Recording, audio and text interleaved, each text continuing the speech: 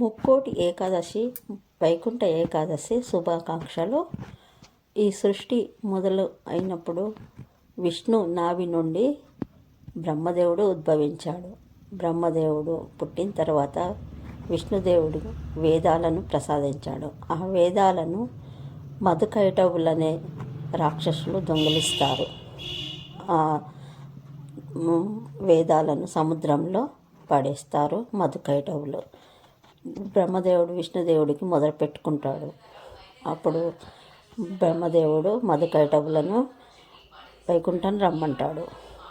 వారు వైకుంఠం వస్తే నీకు ఏ వరమైనా ఇస్తాను అని విష్ణుదేవుడు చెప్పడం వలన వాళ్ళు వైకుంఠం వస్తారు. వైకుంఠం రాగానే ద్వార దర్శనం చేసుకుంటే లోపలికి రాగానే అందరి విష్ణుదేవులే అయిపోతారు అన్నట్టు. అందుకని విష్ణుమూర్తి ఉత్తర ద్వారవాళిని వచ్చేట్టు చేస్తాడు. ఆ ఉత్తర ద్వారం లోపలికి రాగానే వారి భక్తి వచ్చేస్తుంది అన్నట్టు. రాక్షస బుద్ధి పోయి భక్తి వచ్చేసి విష్ణుమూర్తి పాదాల మీద పడి క్షమాపణ వేడతాడు. స్వామి, నేను ఈరోజు వైకుంఠం రాగానే మమ్మల్ని ఇంత పవిత్రులను చేశారు. మీ దర్శనం ఈరోజు చేసుకున్న వారందరికీ మీతో పాటు ఫస్ట్ మమ్మల్ని కూడా దర్శించుకునేట్టు వరం ఇవ్వండి అని కోరుతారు. అందుకనే ఈరోజు ఉత్తర ద్వార దర్శనంలో ముందర ఇద్దరు మధుకైటవులు ఉంటారు, గమనించండి. వారిని దర్శనం చేసుకున్న తర్వాతనే విష్ణుమూర్తిని దర్శనం చేసుకోవాలి. అది విష్ణుమూర్తి మధుకైటవులకు వరం ఇచ్చాడు.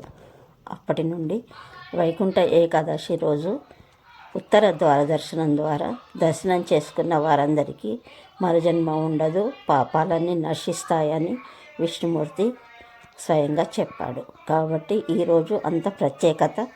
అందరూ ఉత్తర ద్వార దర్శనం చేసుకుంటారు. ప్రతి విష్ణు ఆలయాల్లో ఈరోజు ఉత్తర ద్వార దర్శనం రంగరంగ వైభవంగా జరుపుతారు. ప్రజలు అందరూ ఉత్తర ద్వార దర్శనం ద్వారా ఆ మహావిష్ణువుని, గరుడ వాహన మూర్తి అయిన విష్ణుమూర్తిని దర్శించుకొని తమ పాపాలను నశింపచేసుకుంటారు. ఇది ఏకాదశి, వైకుంఠ ఏకాదశి ప్రాముఖ్యత. సంవత్సరంలో 24 ఏకాదశులు ఉంటాయి. 24 ఏకాదశుల్లో ఈ ఏకాదశి ప్రత్యేకము. ముక్తినిచ్చేది, భక్తినిచ్చేది ఇదే ఏకాదశి. ఈరోజు భగవద్గీత శ్రీకృష్ణుడు అర్జునునికి ఉపదేశించిన రోజు కూడా. కాబట్టి ఈరోజు అందరూ గోవింద నామస్మరణతో తమ భక్తిని చాటుకుంటారు. గోవింద గోవింద, శ్రీనివాస గోవింద, శ్రీ వెంకటేశ గోవింద. ఈరోజు మన వెంకటేశ్వర్ల గుడికి వెళ్ళి మేము దర్శనం చేసుకున్నాము.